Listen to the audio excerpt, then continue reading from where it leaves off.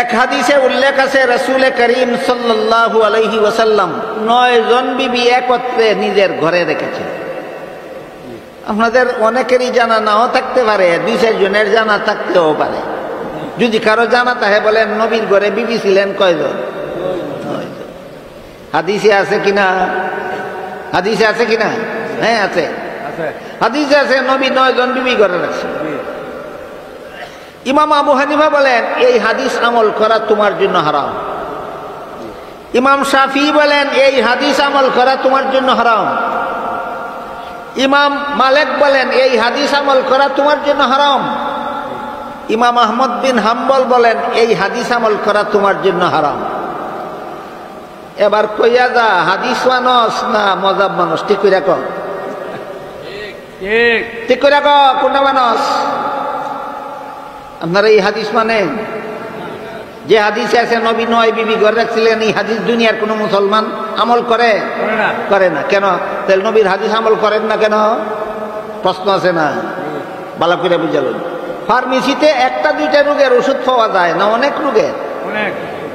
কি যে কোনো রোগী নিজের ইচ্ছা মতো কিনে খাইব না ডাক্তারের ব্যবস্থা লাগবে? যদি রুগী নিজের ইচ্ছা মতো ফার্মেসিতে যে কোনো ওষুধ পাওয়া যায় বললেই ইচ্ছা মতো কিনা খায়, তাহলে মরতে কেমন লাগবো? মরতে বেশি সময় লাগবো না তাড়াতাড়ি মরবো? ঠিক তেমনি ভাবে বর্তমান দুনিয়ার মুসলমান উম্মতের হাতে রাসূলের রেখে যাওয়া প্রায় 10 লক্ষ হাদিস আছে। কি পরিমাণ? 10 লক্ষ হাদিস আছে। এর মধ্যে মাত্র 3000 হাদিস উম্মতে আমল করার জন্য। বলেন কত হাদিসের মধ্যে কত হাদিস আমল করার জন্য? 3000 হাদিস আমল করার জন্য। আর বাকি 9,97,000 হাদিস কিসের জন্য? এটা বলতে লাগে না? কাজেই কোন হাদিস আমি আমল করতে পারবো, কোন হাদিস আমল করা যাবে না, যে তোমার মতো গণ্য মূর্খের কথাই হবে না। আবু হানিফার ব্যবস্থাপত্র লাগবে, ইমাম শাফিঈর ব্যবস্থাপত্র লাগবে, ইমাম মালিকের ব্যবস্থাপত্র লাগবে, ইমাম আহমদের ব্যবস্থাপত্র লাগবে। যেমন ভাবে ফার্মেসিতে ওষুধ পাওয়া গেলেই রুগী ইচ্ছা মতো কিনা খাইলে চলবে না, ডাক্তারের ব্যবস্থা লাগবে। ঠিক তেমনি ভাবে হাদিসের ভান্ডারে লক্ষ লক্ষ হাদিস থাকলেই তোমার ইচ্ছা মতো আমল করলে তোমার ইমান থাকবে না। মযহাবের ইমামগণের ব্যবস্থাপত্র লাগবে, তাদের দেওয়া ব্যবস্থাপত্রের নাম ওই মযহাব, তাদের দেওয়া ব্যবস্থাপত্রের নাম ওই মযহাব।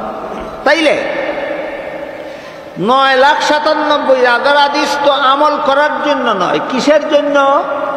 প্রশ্ন জাগে কিনা? এই প্রশ্নের জবাব হইল 3000 হাদিস আমল করার মন মানসিকতা তৈরি করার জন্য। আমল করার জন্য না মন মানসিকতা তৈরি করার জন্য?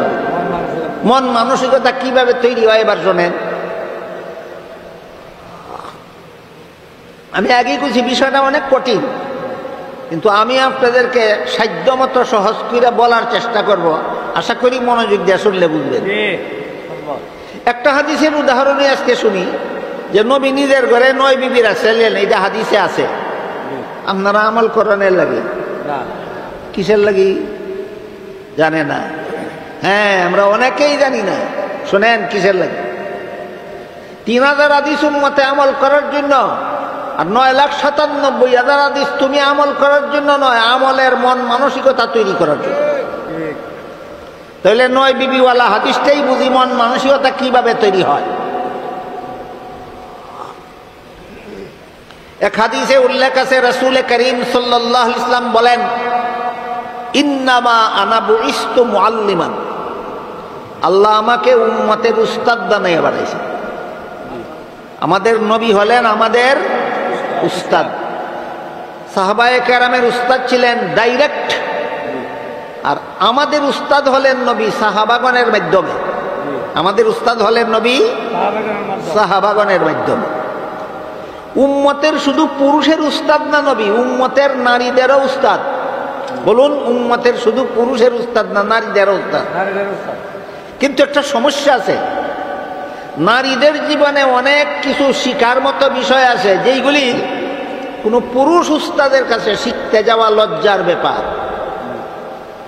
যারা বুঝে না এর কথা বাদ দিন, যারা বুঝেন তারা বলেন ঠিক আছে নি।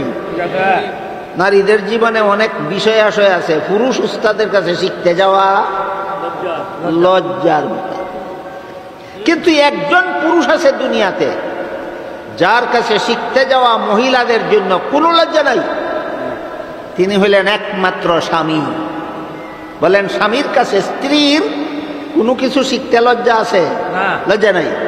এই জন্য রাসূলের দরকার ছিল বেশ কয়েকজন মহিলাকে বিয়া কইরা স্ত্রী বানাইবেন, যেই বিষয় অন্য বেগানা স্ত্রী পুরুষ রসুলের কাছে শিখতে লজ্জা হয়, ওইগুলি যেন পুরুষ রসুলের কাছে না শিখতে হয়।